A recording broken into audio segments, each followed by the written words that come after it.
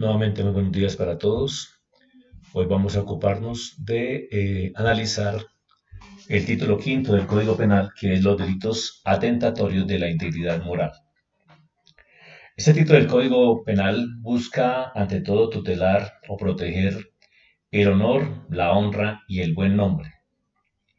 Por mandato constitucional, artículo 93 de la Carta Política, este impone una protección efectiva a la honra y al buen nombre por su condición de ser derechos constitucionalmente garantizados, que va más allá de la simple acción de tutela, pues de la norma citada se deriva la obligación para el Estado de implementar mecanismos pertinentes con la finalidad de prevenir atentados y castigar la vulneración de esos bienes jurídicos. Por ello, dada la importancia de estas categorías, el legislador tipificó como delito los comportamientos que atenten contra ese honor, esa honra y ese buen nombre, en ejercicio del jus puniendi del Estado y como última ratio, pues se considera grave su lesión en atención a que ataca bienes inmateriales inherentes a la condición humana. Más adelante haré una pequeña crítica a, personalmente considero que el atentado contra el bien jurídico e integridad moral no ameritaría en principio la incursión del derecho penal para su penalización. Continuando entonces, el ordenamiento jurídico consagra en su título quinto el bien jurídico de la integridad moral y en concreto los artículos 220 y 221 del mismo ordenamiento hablan de la injuria y la calumnia, referidos entonces a las imputaciones deshonrosas y a la falsa imputación de una conducta típica, respectivamente. Claramente se observa que el objetivo perseguido al tipificar estos comportamientos es proteger el derecho fundamental a la honra, dada su relevancia constitucional. Preceptos que persiguen una finalidad legítima dentro de la potestad configuradora del Congreso de la República, a partir de la cual decidió tomar como medida la consagración de estos tipos penales. En esa dirección, el legislador estimó que, en atención al bien jurídico tutelado e integridad moral, el ejercicio de la acción penal se condiciona a la querella que debe presentar el afectado, conforme se desprende de los artículos 71 y 74 del Código de Procedimiento Penal. No podemos olvidar que estas conductas son de competencia de los jueces penales municipales, dada su naturaleza de conductas querellables. Por lo mismo, el afectado cuenta entonces con 6 meses para instaurar la querella correspondiente a partir de que se haya publicado o emitido la atribución o la imputación injuriosa, deshonrosa o calumniosa. La integridad moral como bien jurídicamente tutelado es un concepto conformado por la dignidad y el honor. Este último tiene un aspecto subjetivo, objetivo y subjetivo, el honor. El primero corresponde entonces, es decir, el aspecto objetivo, a la autoevaluación o aprecio que tiene una persona por su propia dignidad, mientras que el honor corresponde a la valoración que otros hacen de la personalidad ético-social de un sujeto. En el caso de la calumnia, para que se configure dicha conducta se requiere la intención dañina, es decir, no solo es exigible el elemento subjetivo que todos conocemos que esta conducta es eminentemente dolosa, sino que adicional se requiere verificar el animus diffamandi, que no es otra cosa que el ánimo o la intención dañina de perjudicar a otro. La doctrina ha definido el animus diffamandi como la intención expresada en forma perceptible o inducida de las circunstancias concurrentes de lesionar el bien jurídico del honor, o simplemente como ánimo especial de difamar. Nuestra jurisprudencia ha determinado respecto al tipo subjetivo que, comillas, el agente debe formular la imputación con conocimiento y voluntad, es decir, sabiendo de la existencia del delito o de la inocencia del sujeto pasivo y queriendo libremente hacer la acusación. Esto lo pueden consultar en el auto de fecha 17 de julio del año 2014, radicado 36876. Respecto al delito de calumnia, ha dicho la Corte en su radicado 29428 del 7 de julio de 2010 que esta o este se tipifica cuando el agente atribuye falsamente a una persona determinada o determinable un comportamiento típico con el ánimo de causar daño al patrimonio moral de aquella. Entonces, como vengo diciendo, no solamente está el hecho de atribuir a otra persona una conducta punible, sino debe mediar un ánimo o el ánimos de difamar o acabar con su buen nombre. Debe edificarse entonces, como hemos venido diciendo, el ánimo difamandi, que debe ir tendiente a ocasionar daño a la integridad moral del destinatario. Es decir, deben haberse expresado dolosamente las expresiones calumniosas. Dijo la Corte que en el caso de la calumnia se exige, además de su existencia y carácter falaz, un mínimo de especificidad y concreción en el señalamiento y la verificación de un ingrediente subjetivo. El conocimiento de la condición mendaz de las indicaciones delictivas, la conciencia de su naturaleza falsa y típica, así como la voluntad de exteriorizarlas con la intención inequívoca de agraviar al sujeto pasivo, es decir, con la intención dañina o con la intención de causarle daño. La Corte Suprema de Justicia decantó el concepto de calumnia y dice que para que se configure esta conducta punible se requieren de los siguientes elementos. Primero, la consciente y voluntaria atribución falsa de un hecho delictuoso. Es decir, que debo yo ser conocedor de una conducta punible que efectivamente ocurrió y se la atribuyo en forma falsa a una persona que no cometió la misma. Segundo, que la imputación se haga a una persona determinada o determinable. Aquí es muy relevante este concepto, ¿por qué?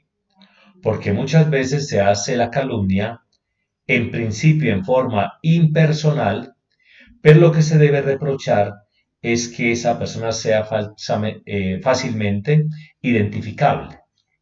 ¿Cómo decir que el profesor de Derecho Penal Especial del curso octavo B, octavo A, que dicta clase en el salón tal a tal hora? Entonces, es una persona fácilmente determinable.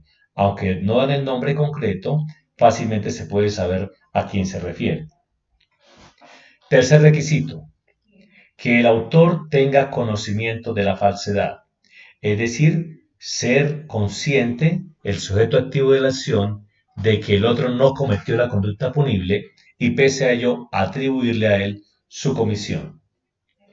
Cuarto, que es el último, que la atribución del hecho delictuoso falso sea clara, concreta y categórica, no surgida de suposiciones de quien se siente aludido con una manifestación generalizada.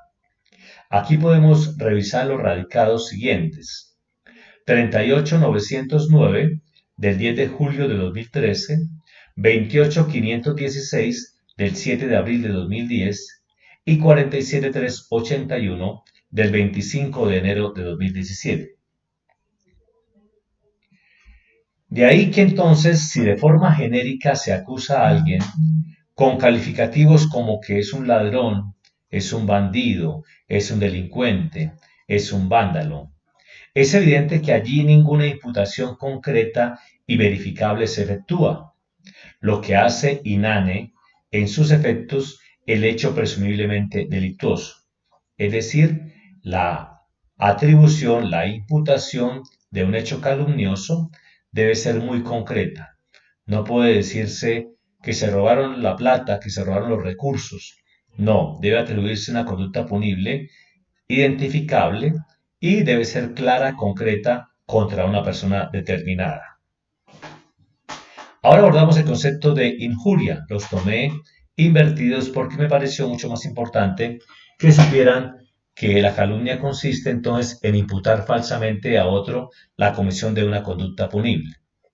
Por su parte, tratándose de la injuria, entonces, adicional a la imputación deshonrosa, se refiere a otro animus que se llama el animus injuriandi, o algunos autores lo colocan como animus injuriandi, acompañado de la conciencia de que lo imputado ostenta esa capacidad lesiva para menguar o deteriorar la honra de la otra persona. De allí entonces que simples insultos derivados de una agresión verbal entre dos contendientes, empero que se expresan frases agraviosas e injuriosas, las mismas no tienen la potencialidad de constituir la conducta punible.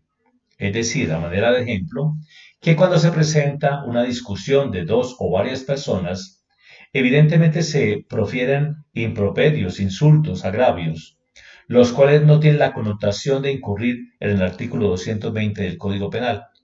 Se quedan en simples insultos recíprocos que se profieren los mismos. Por lo que se debe reprochar es aquellas que tengan la capacidad de conculcar el bien jurídico e integridad moral, como cuando en un evento público se expresan insultos de gran magnitud para afectar la honra del otro. Hoy por hoy, como dije al comienzo, se ha cuestionado mucho el tema de que este tipo de delitos atentatorios de la integridad moral constituyan realmente una conducta punible. ¿Y ello por qué? Porque dado el carácter fragmentario del derecho penal, en donde se deben sancionar todas las conductas lesivas, perdón, en donde no se deben sancionar todas las conductas lesivas de bienes jurídicos, sino solo las modalidades de ataque más peligrosas, más gravosas para ellos, no se debe llevar al ámbito del derecho penal estas conductas porque recordemos que el derecho penal es de última ratio.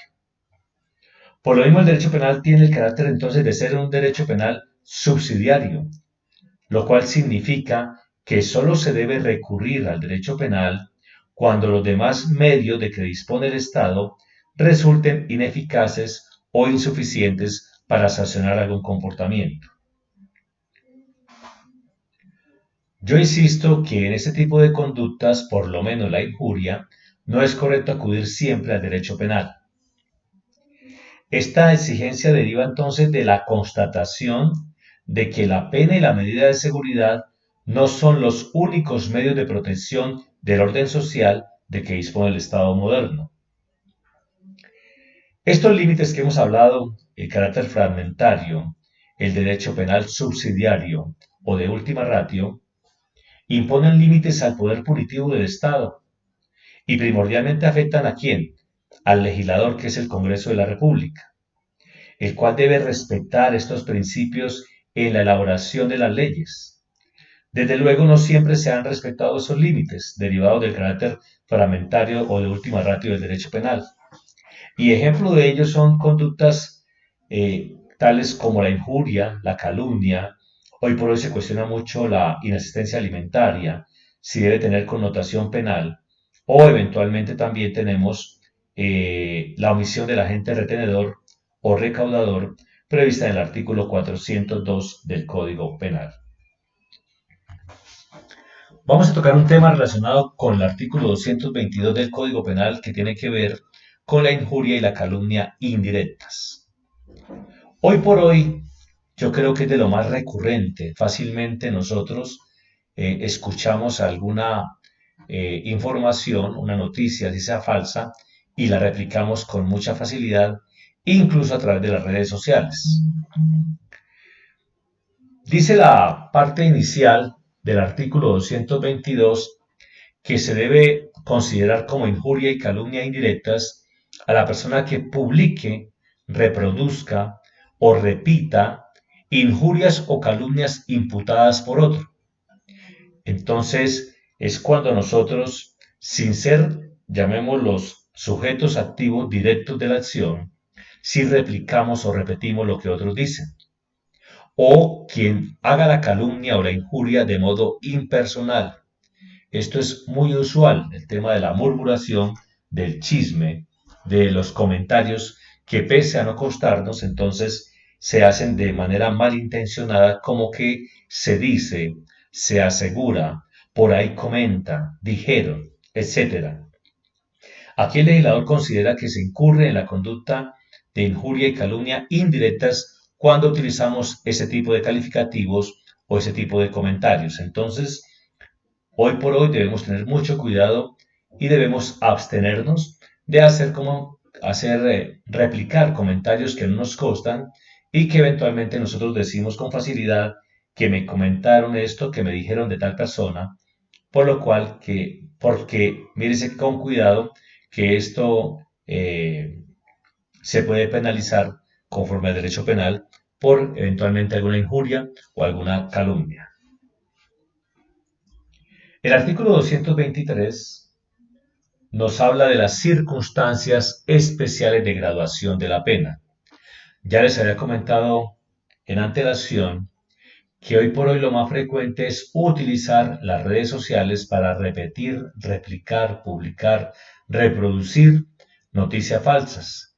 Entonces, además de ser eventualmente una injuria o una calumnia indirectas, se torna agravada conforme al primer inciso del artículo 223 del Código Penal, que dice lo siguiente: cuando la calumnia o la injuria se cometa utilizando cualquier medio de comunicación social u otro de divulgación colectiva o se haga en reunión pública, entonces automáticamente nos encontramos con la conducta punible de injuria o calumnia indirectas y además agravadas por el primer inciso del artículo 223 del Código Penal, que conlleva que las penas previstas en los artículos anteriores se aumente de una sexta parte a la mitad.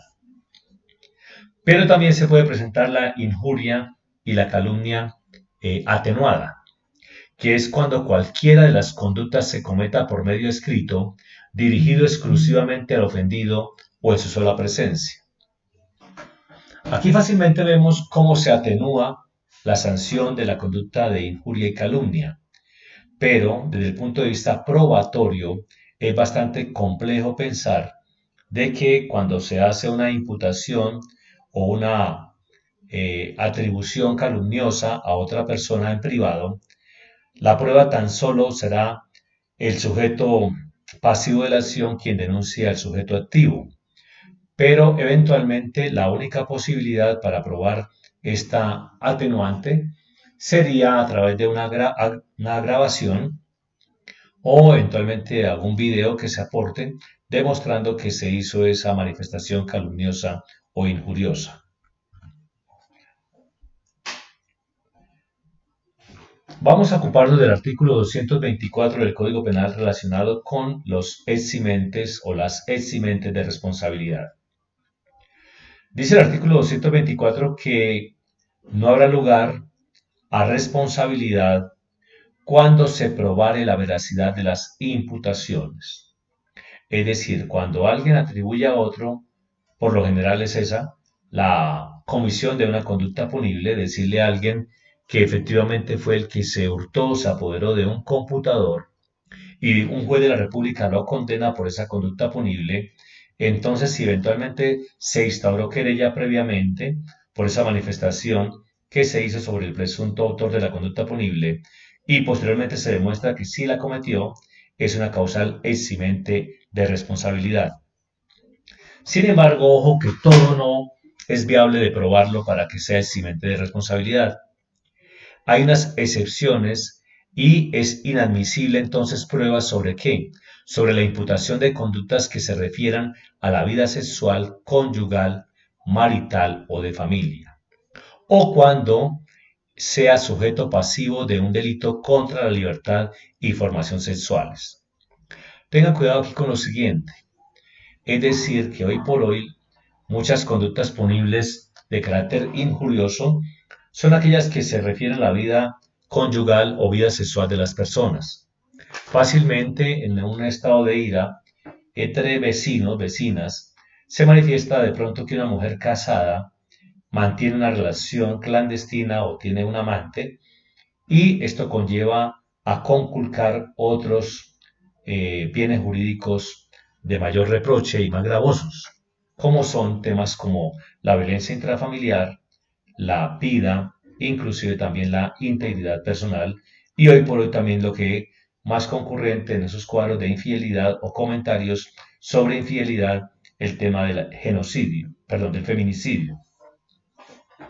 Aquí quiero que tengan en cuenta entonces que efectivamente no es posible hacer ningún tipo de comentario injurioso que tenga que ver con la vida sexual de las personas, su relación conyugal, marital o de familia, y mucho menos cuando se tocan temas de pronto de una persona que adicional haya sido víctima de un atentado contra su libertad, integridad y formación sexuales. Y otra eximente de responsabilidad está prevista en el artículo 227 del Código Penal, que dice lo siguiente: injuria o calumnia recíprocas. Si las imputaciones o agravios a que se refieren los artículos 220, 221 y 226 fueren recíprocas, se podrán declarar exentos de responsabilidad a los injuriantes o calumniantes o a cualquiera de ellos. Es decir, que cuando se hacen manifestaciones injuriosas, como el ejemplo que vimos antes, frente a esas personas que se agreden recíprocamente, ello conlleva a que el derecho penal pues no va a incursionar allí porque están exentos ambos de responsabilidad, por ser injurias o calumnias recíprocas.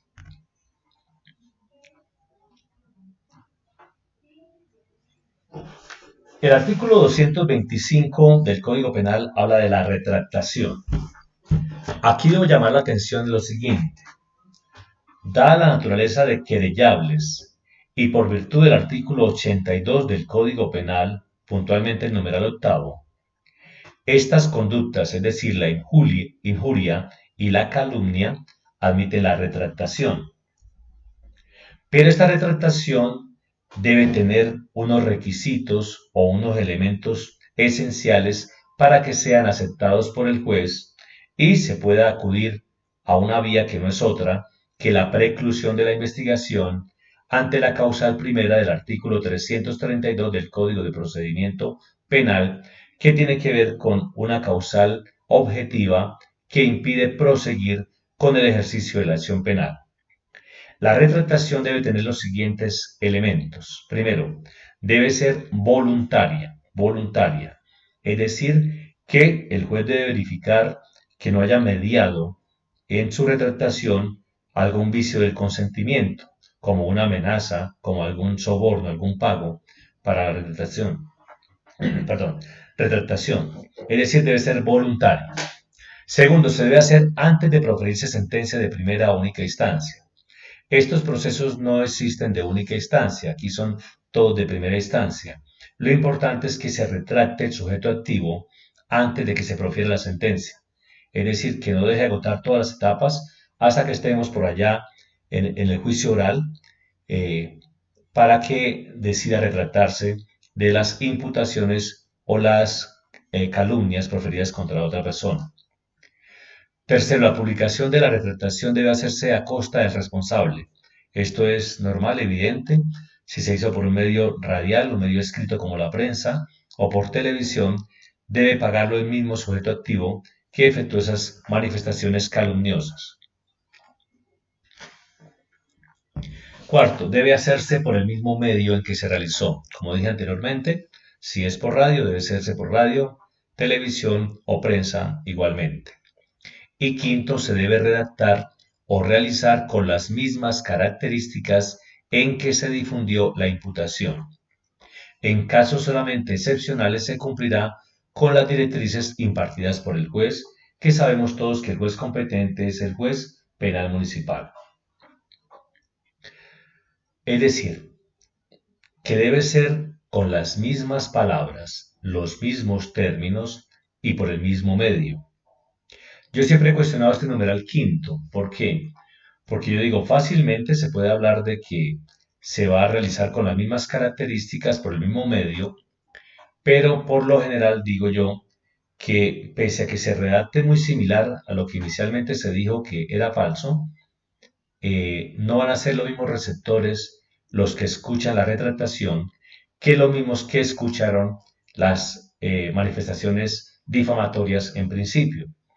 No obstante, pues no vemos otra solución que es acudir a estas características o requisitos para hacer viable la retractación. Lo importante, repito, es que se haga con la voluntad, con el arrepentimiento de lo que se dijo y retractarse frente a lo mismo.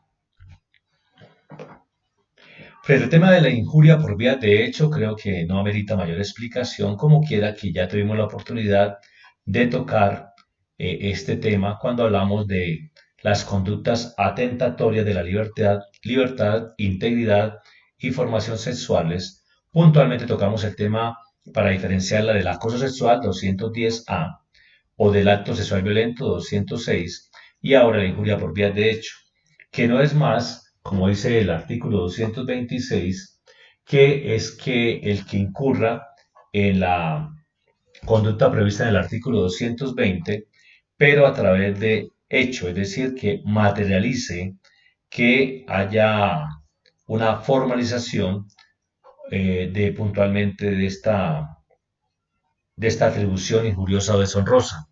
Y que concluimos entonces que los tocamientos fugaces de alguna parte íntima de una mujer ante todo, que incurre esa injuria por vías de hecho y no ningún tipo de atentado contra la libertad, integridad y formación sexuales. Finalmente tenemos las imputaciones de litigantes, que estas imputaciones de litigantes, como ustedes ya de pronto lo han visto en el Código Disciplinario del Abogado, la Ley 1123 de 2007, en su artículo 32, amerita más el reproche desde el punto de vista disciplinario que desde el punto de vista penal. Como hemos venido diciendo, el derecho penal es de última ratio, entonces no amerita que cualquier injuria que se profiera en desarrollo de un discurso en una audiencia por parte de un litigante hacia otro o hacia los jueces, servidores públicos, se lleve al derecho penal.